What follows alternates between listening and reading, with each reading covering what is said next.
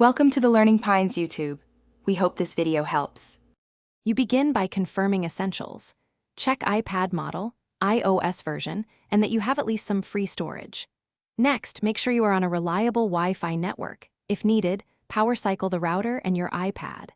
Once done, go to Settings and sign out of your Apple ID, then sign back in.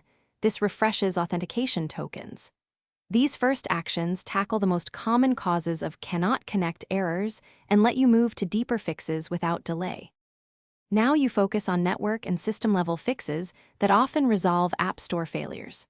Reset network settings to remove corrupt Wi-Fi profiles and make sure date and time are set to update automatically, because a wrong clock breaks secure connections. Temporarily disable VPNs or proxies. They can block App Store traffic. If the App Store still won't connect, install pending iOS updates and perform a force restart to clear temporary system hangs. These steps address deeper connectivity and certificates issues. Finish with account and cache actions that seal the fix. Clear the App Store cache by tapping any tab 10 times, then relaunch the App Store to force a fresh connection.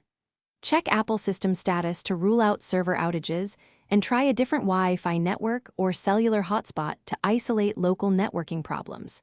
If nothing works, back up your iPad, then restore via Finder or iCloud. Restoring reinstalls system components and often resolves persistent.